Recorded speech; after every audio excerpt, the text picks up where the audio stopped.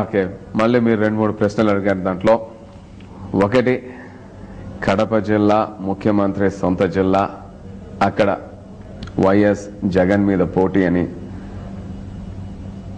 నేను ఆ జిల్లాకి వెళ్ళడము, అది మా సొంత జిల్లా, అక్కడ రాజకీయాల్లోకి తెలుగుదేశం పార్టీలోకి వెళ్ళడము జరిగింది. నేను ఇప్పుడు కార్యకర్తగానే పనిచేస్తున్నాను. మా అధిష్టానం ఆదేశిస్తే ఏదైనా పోటీ చేయమని అప్పుడే పోటీ చేస్తాను.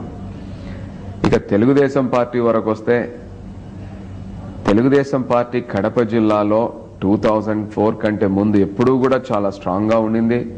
ఎప్పుడు కూడా మేము మెజారిటీ సీట్స్ గెలుస్తూ వచ్చాము. ఆ 2004లో ఆ వేవ్లో అన్ని జిల్లాల్లో కూడా తెలుగుదేశం పార్టీ ఓడిపోయింది, అదేవిధంగా కడపలో ఓడిపోయింది. ఇక మా పార్టీ ఆ జిల్లాలో చనిపోయింది, అది లేకుండా పోయింది అనడం కొద్దిగా తప్పు. ఎందుకంటే అక్కడ మా నాయకుల్ని, అంటే రామసుబ్బారెడ్డి గారు కానీ, సతీష్ రెడ్డి గారు కానీ, ఇలాంటి పెద్ద నాయకుల మీద తప్పుడు కేసులు పెట్టి, ఒత్తిళ్లు తెచ్చి, వాళ్ళని జైల్లో పెట్టి ఇలాంటివి జరిగినాయి. అందుకని కొంచెం మంది నాయకులు నిరుత్సాహపడినా, ఏదన్నా ఈ ఒత్తిళ్లకు కొద్దిగా వెనకైనా అవి జరిగినాయి. కానీ ఇప్పుడు చూస్తే ఇలాంటి రామసుబ్బారెడ్డి గారు కానీ, సతీష్ రెడ్డి గారు కానీ జైల్లో నుంచి వచ్చిన తర్వాత కూడా ఎంతో ధైర్యంగా ఇప్పుడు మళ్ళీ ముందుకొచ్చి వాళ్ళు కూడా వాళ్ళ కేంద్రాల్లో పోటీ చేసేదానికి సిద్ధమవుతున్నారు.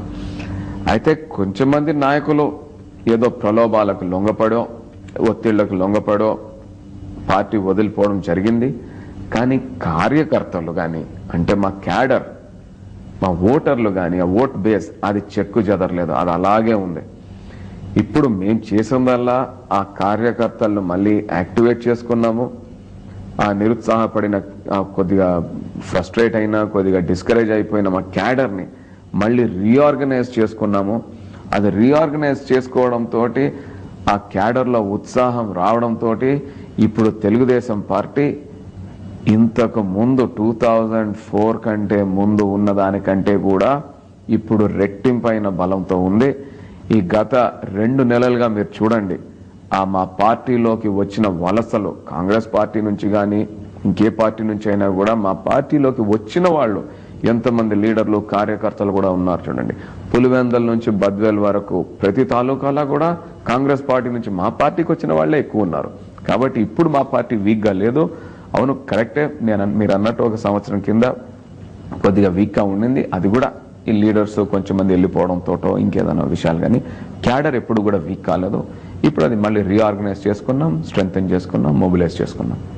ఓకే, వచ్చే రాజకీయాలు అంటే రాజకీయ ఎలక్షన్స్ చూస్తున్నట్లయితే అందరికీ సర్వత్రా ఉత్కంఠ నెలకొంది. వచ్చే ఎలక్షన్స్ ఎలా జరగబోతున్నాయి, ఎవరు ముఖ్యమంత్రి పదవి చేపట్టబోతున్నారు, ఏ పార్టీ అధికారంలోకి రాబోతుంది అనేది ఎవరిలోనూ ఒక నిర్ధారితమైన అభిప్రాయం అయితే లేదు. రైట్, మీరు ఇప్పుడే రాజకీయాల్లోకి దాదాపు కొత్తగా వచ్చినట్లే, మీరు దేన్ని ఆధారంగా చేసుకుని తెలుగుదేశంలో ఉన్నారు? వచ్చే ఎలక్షన్స్ లో మీ బలాలేంటి, బలహీనతలేంటి?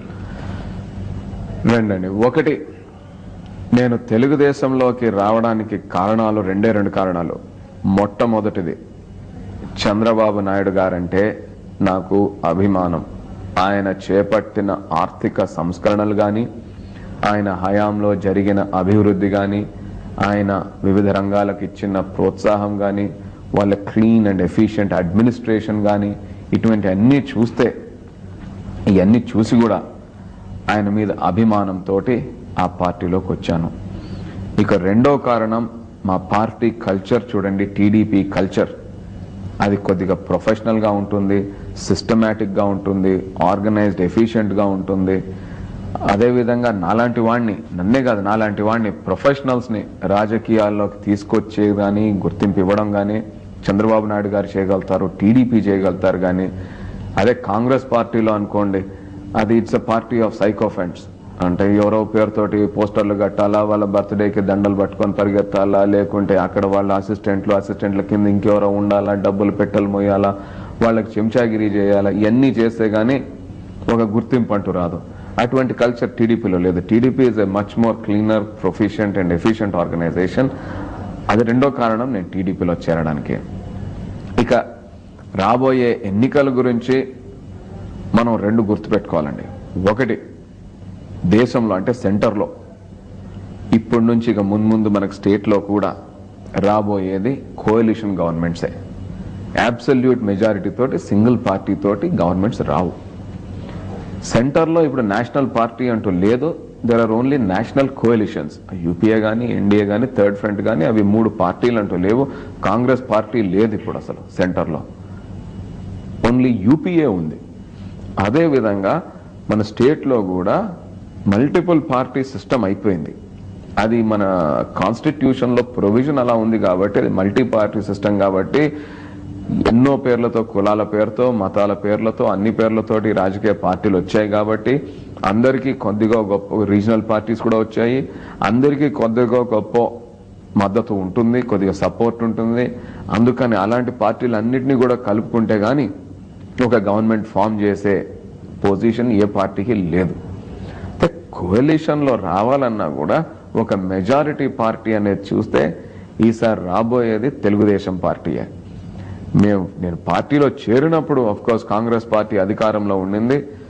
ఎవరన్నా స్వార్థంతో, అంటే ఒక షార్ట్ టర్మ్ గెయిన్ తోటి ఇమీడియట్గా బెనిఫిట్ పొందాలి అంటే నార్మల్గా రూలింగ్ పార్టీలోనే చేరి ఏదో లబ్ధి పొందాలని చేరేవాళ్ళు.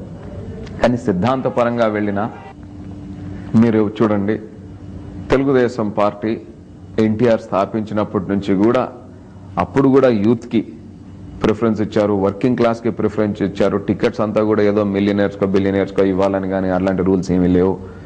మంచి వాళ్ళు, ప్రొఫెషనల్స్, డాక్టర్స్ ఇట్లాంటి వాళ్ళని కూడా తీసుకోవడం అప్పటి నుంచి కూడా జరుగుతుంది టీడీపీలో. అందుకని టీడీపీలో చేరి సర్వీస్ చేయాలని ముందుకు వచ్చానండి. శ్రీకాంత్ రెడ్డి గారు, ఆంధ్రప్రదేశ్ హైకోర్టు ప్రధాన న్యాయమూర్తి పిసి రెడ్డి గారి కొడుకుగా మీ ప్రస్థానం ఎలా సాగింది? అసలు మీ పుట్టి పెరిగిన ఊరు, మీ స్టడీస్, ఒక ప్రధాన న్యాయమూర్తి కొడుకుగా అప్పుడు మీ అనుభవాలు ఏంటి, ఆ ప్లస్లు ఏంటి, మైనస్లు ఏంటి, ఎలాంటి ఇబ్బందులు ఎదుర్కొన్నారు, ఎలాంటి డిగ్నిటీ ఫీల్ అయ్యారు అప్పుడు మీరు? మా ఫాదర్ లాయర్గా ఉన్నప్పుడు నాకు గుర్తుందండి, 1969లో ఆ రోజుల్లో కూడా ఆయన he was a leading lawyer in the state. సిటీలోనే కాదు, he was one of the biggest lawyers in the state. నాకు తెలిసి ఆయన ఆ రోజుల్లోనే 1,75,000 rupees per year income tax declare చేసేవాళ్ళు ఆ రోజుల్లో. ఆ తర్వాత ఆయన 1971లో at a young age of 46 or something he became a high court judge. At that time the salary of high court judge was only 2,700 rupees a month. So మేమంతా prosperous legal family నుంచి ఒక high court జడ్జ్గా వచ్చేలోకే మీరు అన్నట్లు ఆ family, ఆ society, ఆ status అంతా పెరిగింది. కానీ financially, economically we had come down in life. అందుకని మా ఫాదరు ఆయన చాలా డిసిప్లిన్డ్గా, కల్చర్డ్గా, ఈ ఆనెస్టీ అన్న, ఇంటెగ్రిటీ అన్న, ఈ వాల్యూస్ మీద ఆయన కెరియర్ చూశాను. ఎంతసేపు కూడా ఆయన ఫ్రెండ్స్ కానీ వాళ్ళ కొలీగ్స్లో కానీ ఆ లీగల్ డిస్కషన్స్ అవన్నీ జరిగేటివి కాబట్టి, లీగల్గా ఇల్లే మా లీగల్ ఫ్యామిలీ కాబట్టి కొద్దిగా లా కూడా ఒక 30% ఎడ్యుకేషన్ వచ్చింది. కానీ ఆయన రిటైర్ అయిన తర్వాత, అంటే ఆ రోజుల్లో నిజంగా జడ్జెస్ కానీ వాళ్ళ డిసిప్లిన్ కానీ, వాళ్ళు రిటైర్ అయిన వాళ్ళని ఇప్పటికి కూడా చూడండి, వాళ్ళు చాలా డిసిప్లిన్గా ఉన్నారు. వాళ్ళ ఇంటెగ్రిటీ, వాల్యూస్ కూడా ఇప్పుడు మనం పేపర్స్లో చూస్తూ ఉంటాం, హైకోర్టు జడ్జెస్ మీద ఇంత ఈజీగా అవినీతి కేసులు అవన్నీ అని కూడా. పంజాబ్ హైకోర్టు, కొన్నిసార్లు సుప్రీంకోర్టు కూడా, అప్పుడు అలాంటి పరిస్థితి కాదండి.